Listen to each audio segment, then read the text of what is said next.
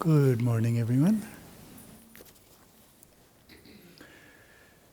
We are continuing our Merging with Śiva lessons, and we're in chapter 25, the conscious mind, lesson 173, shrouding the soul body.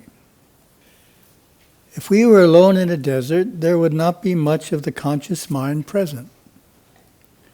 Our emotions would subside. Our perceptions would be keen and uncluttered. Our senses would awaken. Our reality would be mostly an inner reality. We would have to call upon our inner resources to subsist. But as soon as a city grew up around us with hundreds of people in it, we would experience the development of a vast conscious mind. For everyone would contribute just a little bit to it. Problems, projects, confusions, and involvements of every kind would assert themselves, absorbing our awareness. Most of the inner resources we relied upon formerly would be forgotten as we cease to depend upon our own inner strength and innate intelligence.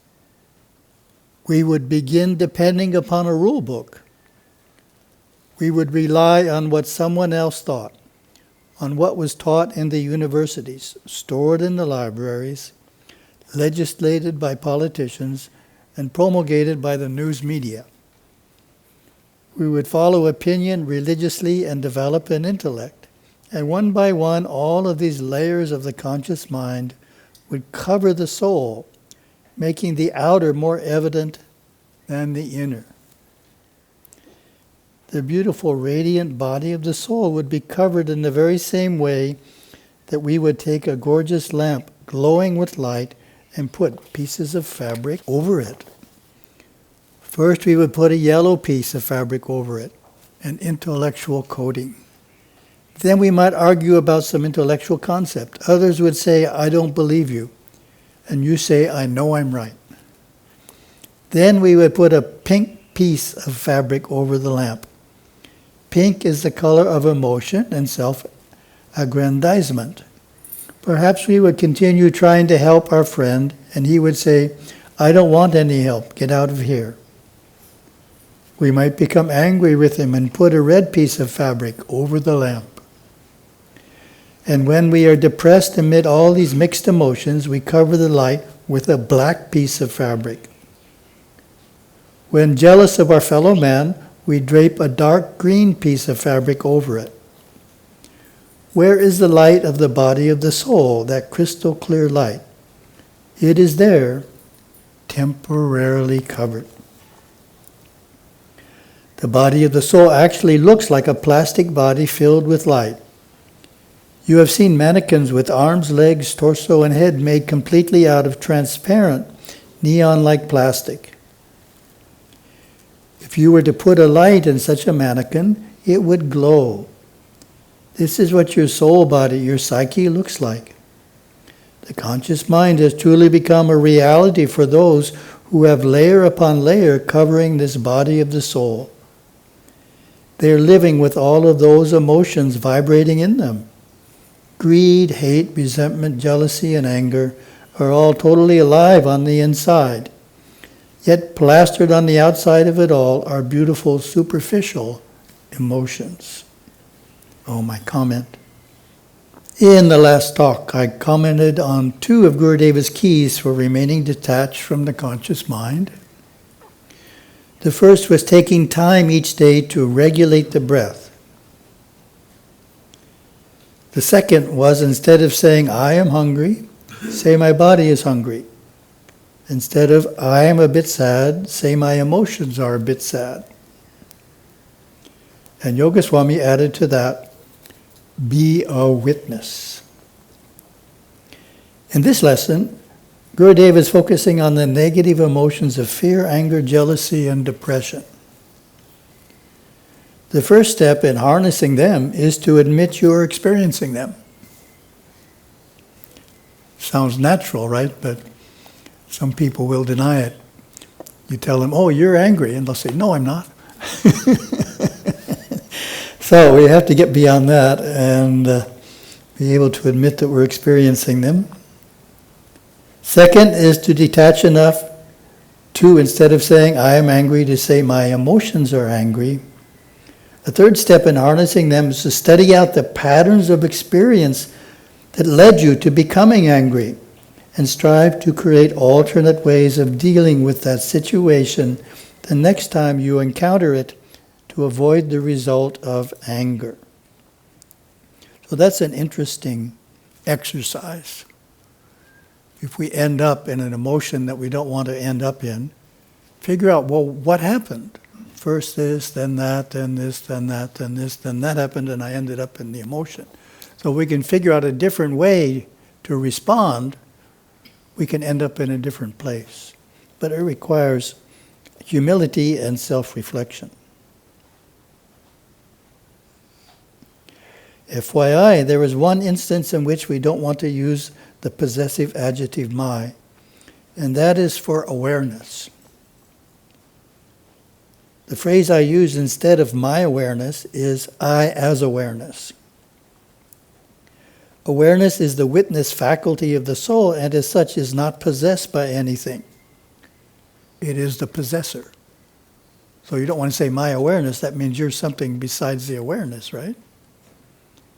You're what has the awareness, but you are the awareness. So you have to say I as awareness. Lesson 174. Conscious and subconscious. Remember, the sum total of the conscious mind only knows what has preceded it, what has gone before it, the past, what it can remember. It will only accept that which seems to be reasonable. So when the process of going inward persists, the sheaths have to be removed one after another. The senses have to be quieted. The subconscious mind re-educated. This is how the conscious and the subconscious mind work hand in hand. The subconscious mind is like a great computer. It responds to the programming that has been set in motion through all the previous lives. Our reaction and habit patterns of this life form our tendencies of the next life, and the tendencies of our last life make our reactions and habit patterns of this life.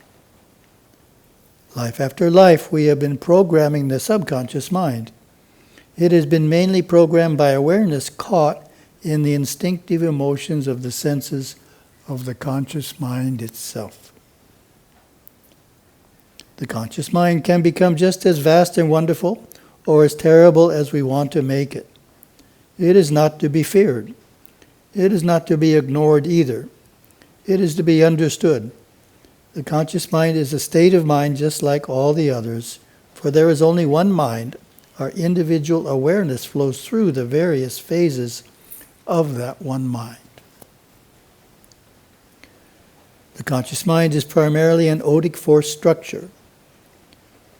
Odic force is the emanation of actinic force through the physical body. That's a beautiful definition. Where does odic force come from? It comes from actinic force going through the physical body. Hidden tendencies, repressions, suppressions, and reactionary habit patterns accumulate in the subconscious mind and give enough ballast of odic force for awareness to be really attached to everything of which it is aware. We are then in the conscious mind most of the time and not inwardly oriented. This is a nice word I like. When people are caught, Gurudev uses that word a few times in the last few lessons, being caught in a state of mind. When people are caught in the conscious mind and believe it to be absolute, they believe in finite terms, such as, when you're dead, you're dead. So live your life and really get as much as you can out of it, because when you're dead, and that's the end of it. They believe that the external world is absolutely real, and that anything of an inner life is simply imagination.